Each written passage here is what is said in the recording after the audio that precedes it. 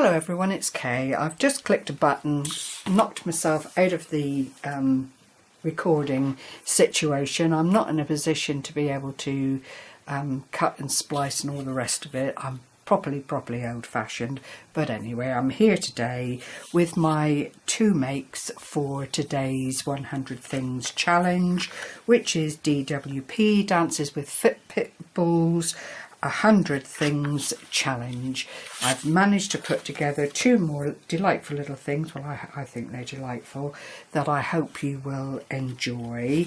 They are items, oh gosh, 10 and 11. Number 10 being material paperclip embellishments, and they were very much inspired by Ger, Little Snippets, who is also doing this challenge.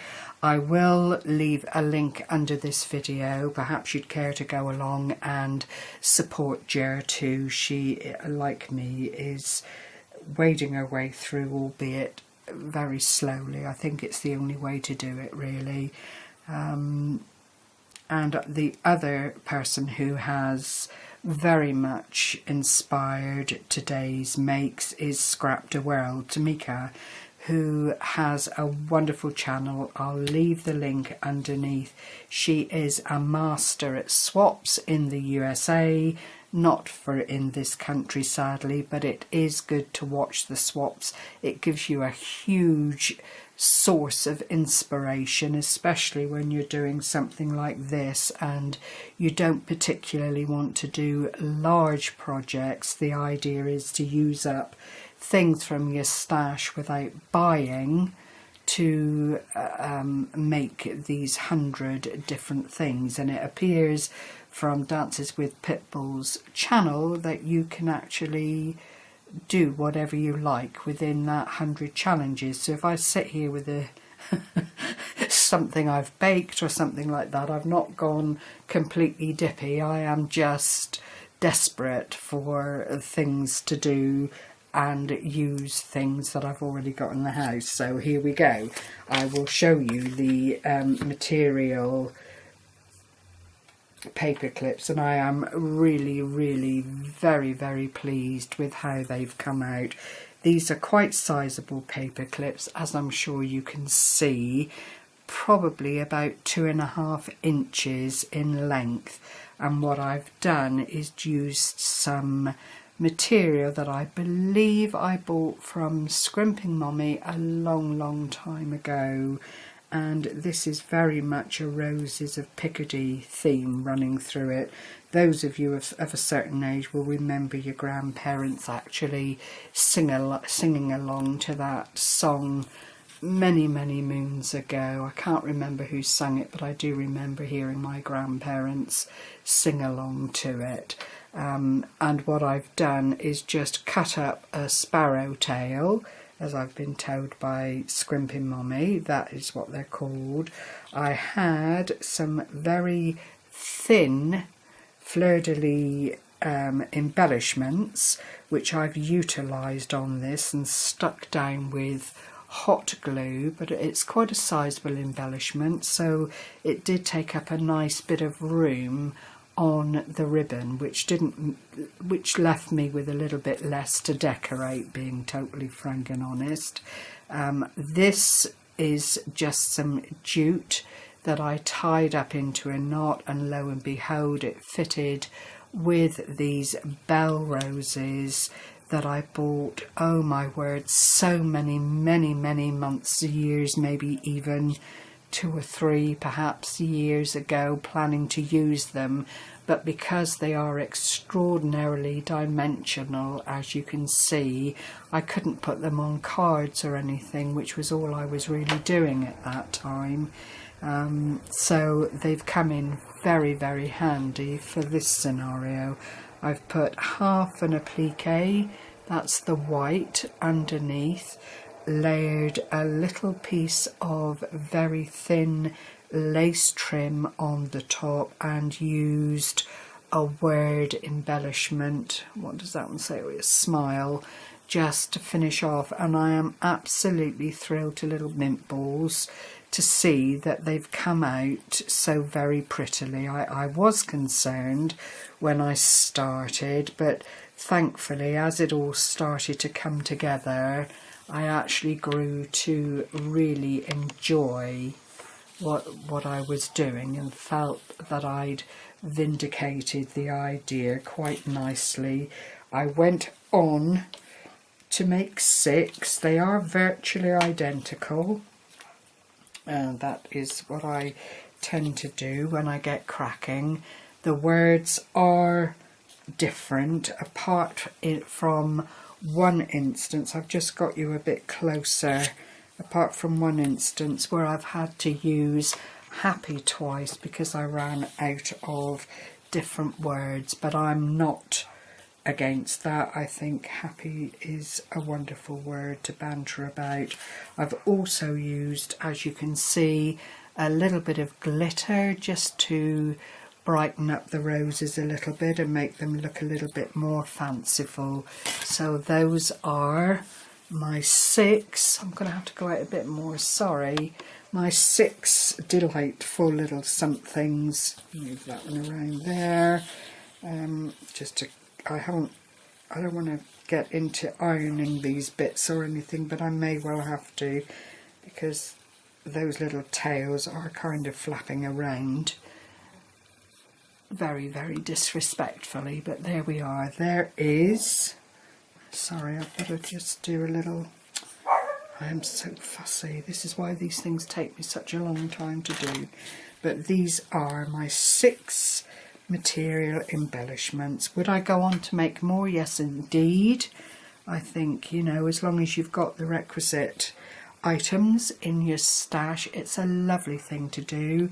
It would also fit into planners, into journals, into whatever you felt it would be appropriate for. And this kind of thing, which is the jute that I peeled back the fringe from, is readily available. This is slightly wider than the ribbon that I used for the actual, here goes Tilly, I do apologise, for the actual paper clips, but it's all one. A wide ribbon would do exactly the same thing, and then it's just a question of embellishing and getting them to look the way that you want to.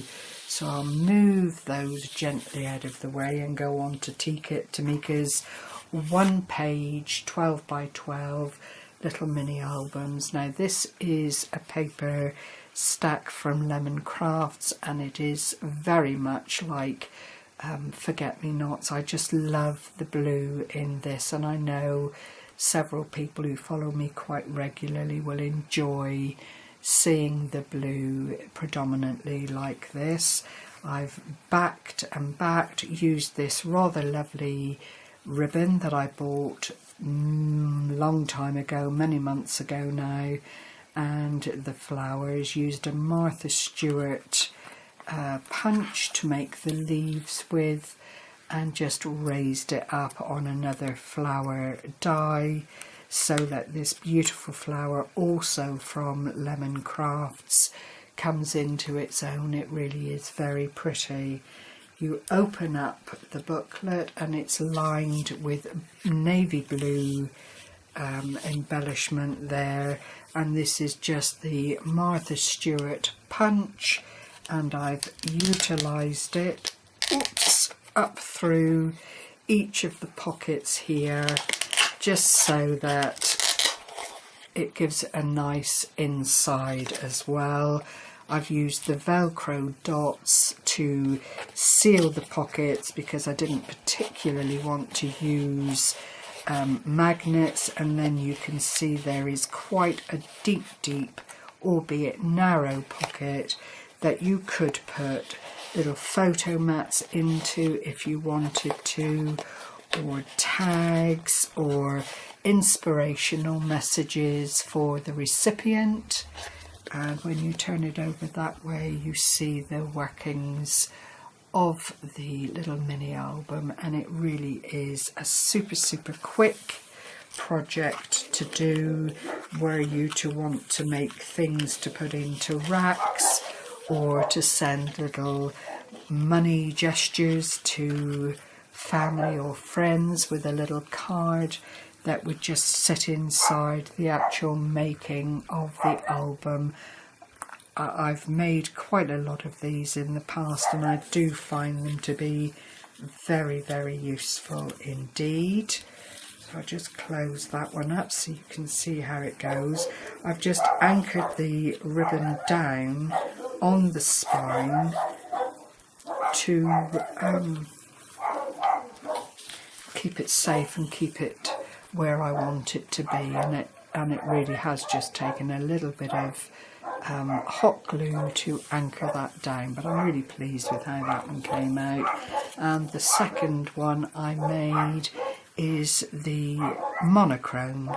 It's greys, it's a kind of buffy colour that all marries up with the black and white. I've used 2 little buttons here and some silver ribbon on the side, back and front, just to anchor it down. And this one is slightly different from the one I made previously in that the pockets are, I've made a little cuff, if you like, onto the top of the pockets rather than cutting out the little chunk, and again it just leaves room to pop things in. I've not velcroed or anything, I've just left these open because they do just stick together quite nicely when the book is closed. The papers are actually Dovecraft papers from one of those packs that you see around and about that has got everything in it for you to make a load of cards with, but I knew I wouldn't use them for card making, so thought I'd better open them up whilst I'm doing this challenge and make some use of them before they're no longer in vogue, if you like. But this is the back, it's exactly the same as the other one, and again just such a lovely idea from Tamika.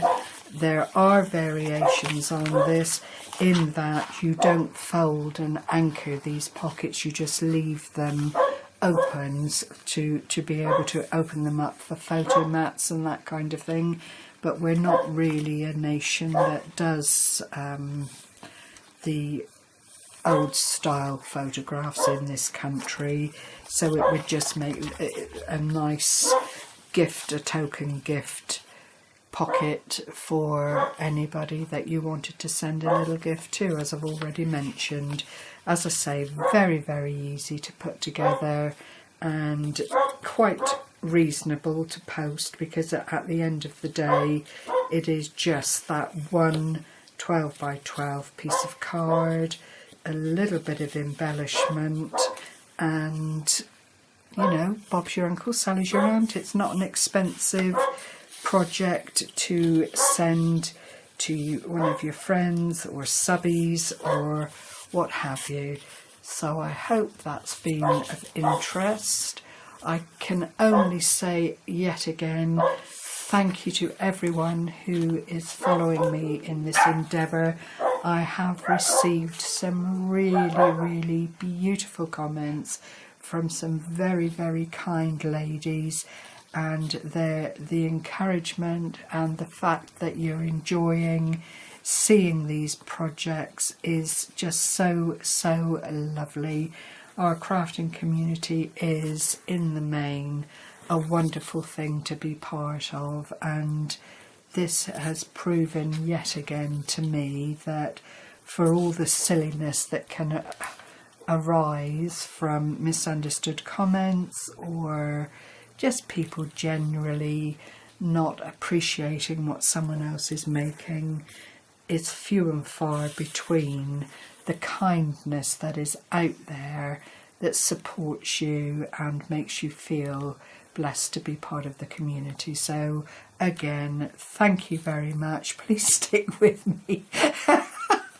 If I'm to get to the end of this 100 thing challenge, I am going to need not only a ton of coffee but a great deal of support as well. So thank you once again, Have a wonderful day, everyone. Happy crafting, and I hope I've inspired a little bit today. Take care for now. Bye bye.